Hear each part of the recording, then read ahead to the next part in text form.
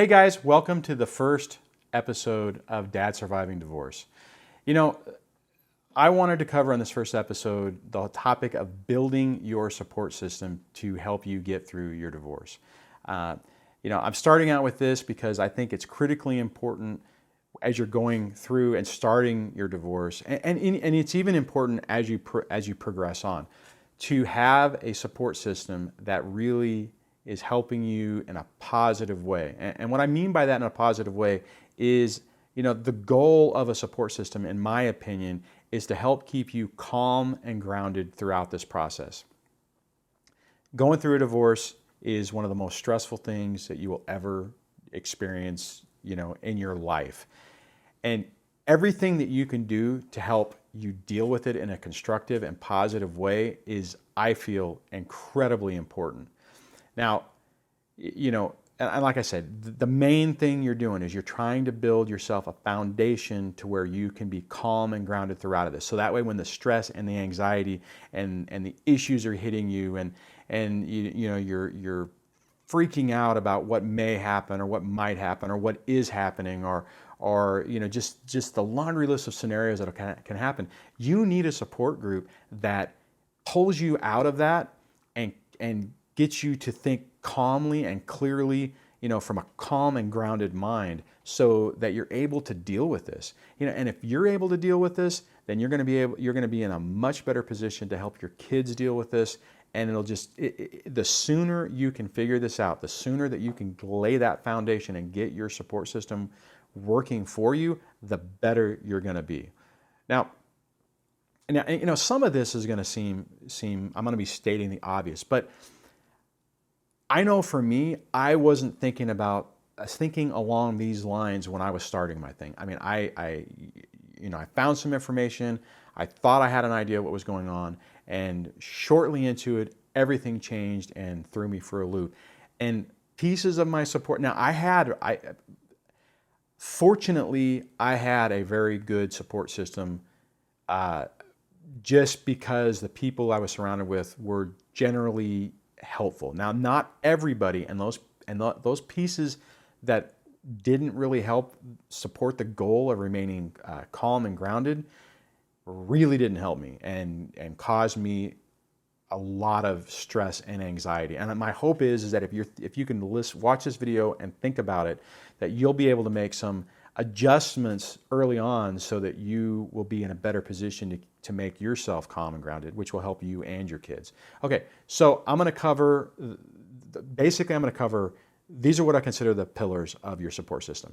Family, friends, therapists. I know it may seem weird as a guy, but just bear with me. Support groups, emotional distractions, and ultimately your attorney. Okay, so I'm going to start off with the family pillar, is what I'm calling them. The family is probably going to be the first person or the first people that you're going to talk to about what's going on. And family is great, and you're going to lean on them, and hopefully you're going to have resources there that are going to help you. But as with every part of and every piece of your support system, you really have to take an objective view of what's going on and really ask yourself, are they helping? Is that pillar, is that resource helping you to remain calm and grounded? If it isn't, if they are adding to your anxiety, adding to your stress, adding to your fear, then limit your interaction with them, because it's not going to do you any good. I mean, there are so many horror stories from divorces, and I mean, you could probably talk to somebody that you know right now, if they've gone through it, and just talking about their situation will probably get them angry and probably get them frustrated, because they're going to be reliving these traumas. And that's something that you got to take into account and really decide if somebody is helping you or hurting you. If a piece of your support system, if your support pillar is supportive or is it destructive?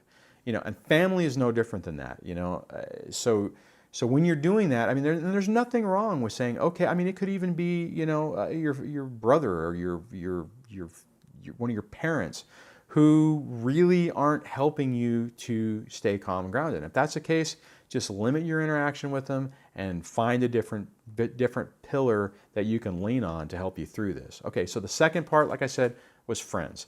Now, friends are going to be, you're going to lean on them a lot, and hopefully you're going to have friends who are going to be, who will recognize that you're going through this and allow you to basically push that boundary. And you're going to do it. You're going to be angry, and you're going to want to talk about it, and you're going to want to vent. And if you have a friend who can basically help you with that, but do it in a constructive way, that's who you need to surround yourself with. If you have somebody who, when you're venting, they're like poking at you, and they're, oh, well, did you think about this? And, this might happen, and this might happen, and this might, and you're just getting more and more anxious and stressed and mad. Take a step back and move away from them. Every piece of your support system that you're going through, as you're building it, and it's an ongoing thing. It's an ongoing iterative thing. If a piece is supportive and then it turns destructive, then phase it out. Modify this as you're going. Friends are no different than that. The one thing, every piece of your pillar system, I think fits into that category, that if it changes, if it ultimately turns into a resource that's not helping you, then do what you need to do to move it out and replace it with something different. Okay? So one thing I do want to say about friends, and honestly, every piece of this puzzle, if any piece of your support system, if any pillar of your support system gives you the opinion or observation or cautions you that your divorce is going to go from what you think might be amicable to nasty, take a step back and listen to that. I mean, seriously, if somebody is going to offer that to you and basically risk your friendship relationship in the event that you're able to reconcile, there's a reason they're saying it. So take a step back, and if someone gives you that this might turn south, or give you some indication that some things are going on behind the surface that just isn't great, listen to it and make the appropriate adjustments to protect yourself. Because the last thing you want to do is get blindsided in court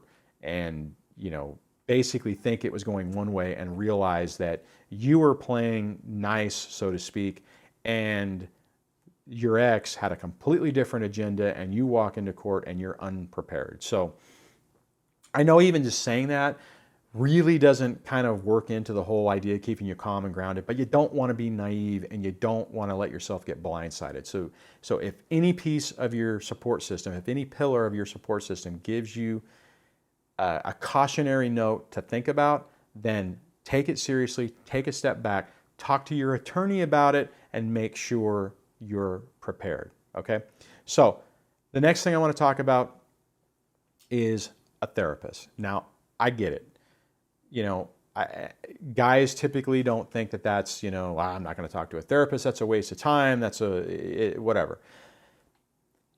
And I used to think that way. And I had no desire to do it. I thought it was a load of crap and wasn't anything that I was interested in. Now, whenever I was trying to, when my marriage was degrading or disintegrating or however you want to call it, I set up to go to a marriage counselor to see if we could fix it. Now, during that process, when it became obvious that wasn't going to happen and reconciliation wasn't going to be an option, I was like, you know what? I'm already dealing with a therapist. I'm going to continue and try to work on myself. One thing I want to say is, if you've done any research on relationships and any research on divorces and stuff like that, you probably are going to find information that says that people repeat the same mistakes. People marry, you'll hear the story of, someone gets divorced, but the next person they marry is exactly like their previous ex. Now think about that, and that is a known statistical thing that happens. That being the case, do you really want to go through what you just went through? Whether it was a short amount of time or a long amount of time, you ended up in a situation that fell apart. It fell apart for a reason. Now, so a therapist is specifically trained to help you deal with your issues, to help you deal with your stress, with your anxiety, with your emotions, with your anger, with everything.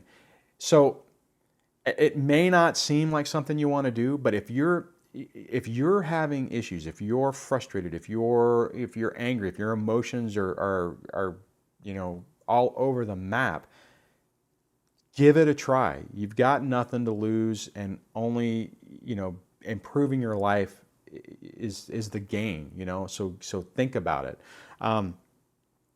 I was really fortunate. Like I said, we started with marriage counseling, so I kind of embraced it. I figured, you know what? Screw it. I'm gonna give this a go. And when everything degraded, instead of saying, okay, I'm done with that, it didn't work, I'm like, okay, so how can I learn about myself? How can I make sure that I don't do this again? How can I make sure that this is, I can learn from it and make sure it doesn't happen again? That was really important to me.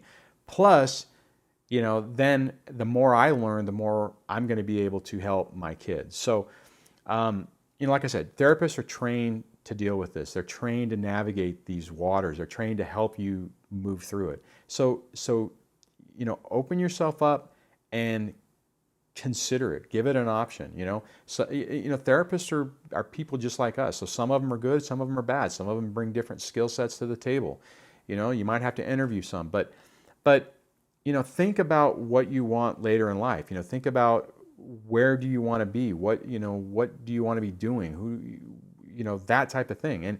And if you're happy and everything's great, then you're probably not even watching this video because it won't pertain to you. But if you're here, then you're going through some of the same stuff I went through, and you want to get better. You want it to stop. You want to move on and have a happy life. So, a therapist can be really important with that, in that regard. So, keep an open mind and consider it.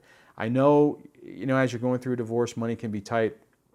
If you have medical insurance, more than likely you'll have an opportunity to do it for reduced rate. Maybe you can even find somebody who you can pay cash to, who, that's the first person I used. Actually, I had insurance, but they came recommended by somebody I really trusted, and they were really great. I mean, they were a little expensive, but I was able to do that for a while, and they really helped me. And then ultimately I've switched to another one who has been really helpful too. And what I've learned from them has fundamentally changed my life. So don't eliminate that opportunity for you to improve your life. Okay, so the next thing is support groups. And I bring that up because honestly, when I was going through mine, it didn't even dawn on me that was even there. And then a friend of mine mentioned a local church that had a support group, and it was something I actually looked into. So, there could be support groups in your area that you might be able to interact with. And the great part about that is, you're actually interacting with other people. It's getting you out of your house. And, there are other people going through similar things. Now, the only thing I would caution with that is, as you're going through this, and it goes back to what I was talking about with all your support, with the different pillars. If anything isn't helping support your goal of keeping you calm and grounded, then eliminate it. And so my concern for you on that is, if you are going to a group and you're talking and you're venting, and all it's doing is feeding into your anger, and if you're listening to their stories and it's making you mad and it's not making you calm and it's not keeping you grounded, then every part of this is unique, and you have to figure out which parts work for you. So now another part of support groups are the virtual stuff.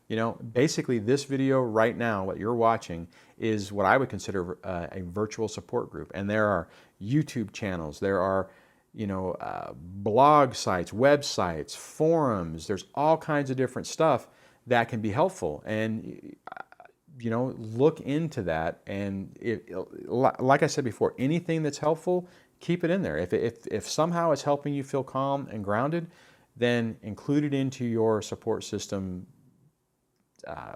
repertoire, so to speak. So, now, the great part about a virtual support system, all these other things, you basically have to interact with somebody, your family, your friends, therapist, whatnot. I mean, you're not going to be able to necessarily get a hold of them at 2 o'clock in the morning if you're having a problem. I mean, some people you can, but the nice thing about the virtual support systems is it's there when you need it. Like this video. If this video helps you, you can watch it at 2 o'clock in the morning. You can watch it in the afternoon. You can refer back to it whenever you need to help remind you of what you need to do. And that's what I think is really great about the virtual support system, because it's there when you need it, and there's different pieces to it, so you can tailor it to pieces that really help you. And that's kind of what I've done.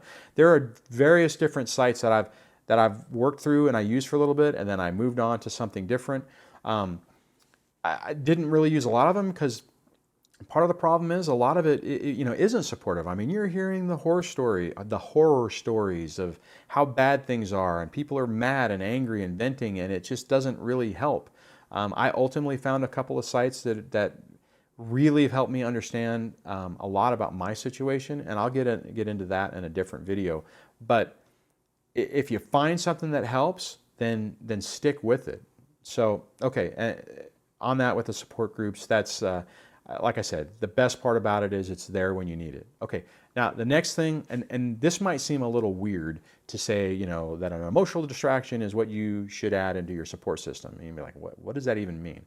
What I'm talking about there, the stress and anxiety you're going to go through on this is going to be off the charts. I mean, at least it was for me. And if you're watching this video, then that means you basically have gone down a path similar to me, and you're looking for help. So sometimes you just have to give yourself a break.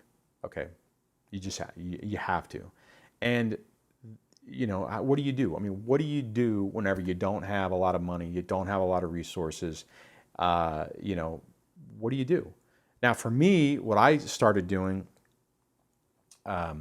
is, because a lot of things I would do wouldn't really clear my mind, wouldn't really distract me. I started watching Netflix. I mean, I watched TV shows, and I mean, I actually started watching Vampire Diaries because that was one of the only things I could find. And, initially that was an interesting show. I mean, I don't watch that anymore, but find something, typically find something that kind of makes you laugh, and just get your mind off of it. Don't watch things that increase your stress level. Don't watch things that make you tense.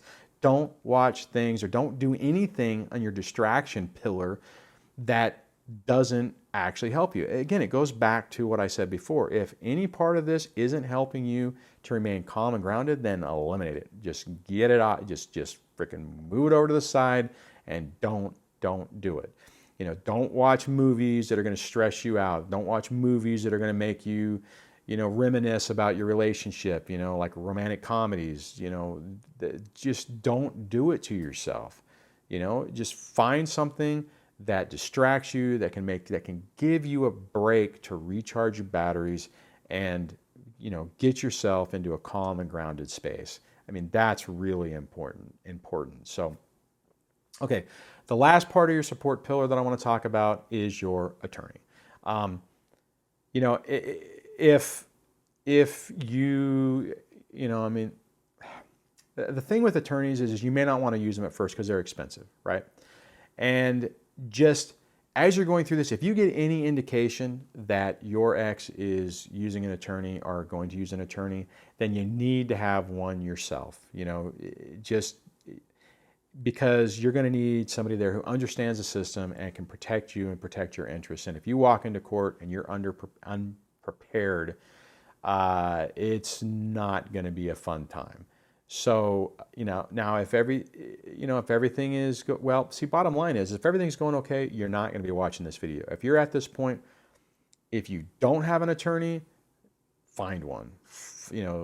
I know they're expensive. See if you can try to get a recommendation from somebody on somebody who can really help you, and utilize them. But on that caveat, they're like, in my mind, they're a small piece of your support pillar, because bottom line, they charge in 10-minute increments. Every time you call them, every time you email them, every time you think about them, they're charging you money. So, if other pieces of your support, other pillars of your support system give you things to be concerned about, if family, friends, I've even had therapists say, you should talk to your attorney about X, Y, Z. Do that, right? Take that information and say, hey, I heard about, yeah, I can't even think of anything off the top of my head. I heard about, support, custody, that guys don't ever get custody or don't ever get shared custody or whatever. You can ask them and they can give you the opinion on what the courts do there and stuff like that. Primarily, my experience is if you ask for 50-50, if you ask to be an active part in your kid's life, you're probably going to get it. Now, your ex may not like that and they may try to fight that, which means it may be expensive. But if that piece of that puzzle of you being in your kid's life is really important to you and you want more time, fight the fight. If you're willing to fight the fight and not make mistakes during the process, I believe you have a pretty good chance of getting time with your kids. So,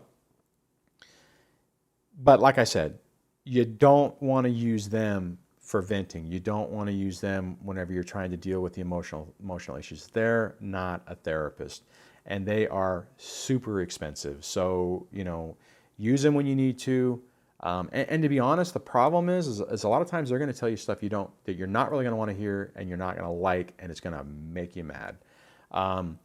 And I'm not saying don't just agree to everything that they say, but it's going to be tense, right? So get the information. Remember, they work for you. So ultimately, they're going to have to follow your direction. That's what you're paying them to do. They're just giving you their advice on things. Okay. So on building your support system, I've talked about family. I've talked about friends. I've talked about therapists, and I would really, even though you may be, when I say that, you may cringe, think about it. Really think about it. Support groups, you can, search from your local area, search online. Emotional distractions, that's really important, just to give yourself a break and utilizing your attorney to really have an understanding of what's going on. So, all right, guys, I started out with this video because I think that your support system is super important. I think that is the foundation for everything going forward. And if you don't have a strong and robust support system, you're going to be at a big disadvantage. So, if you're already in the middle of it, and maybe as you've gone through this video, you're like, oh wow, I hadn't thought about that, or I'm seeing this person isn't really helping me. They're actually making me more stressed and anxious, and it's not helping. Then just back it off. Doesn't mean you don't have to ever talk to them again, but just when you're in a crisis mode and you're dealing with all the anxiety and stress, then just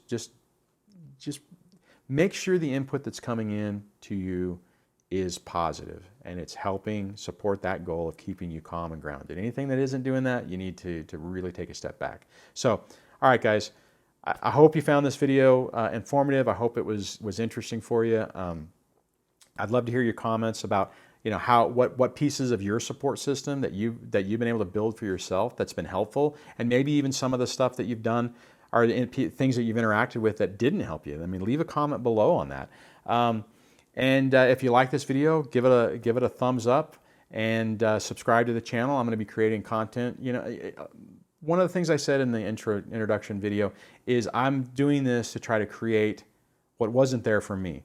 What I'm thinking is that if I was on the other side of this camera and watching this video, what could I say to myself that would have helped me years ago to deal with this whole scenario in a more constructive way? And that's the purpose of this. So again, like the video if it helped you, subscribe to the channel. I'm going to be creating extra more content on it, and I'll see you on the next video, guys. Just take care. You're not alone on this. Things will get better, and we'll get through this. All right, thanks, guys. Take it easy.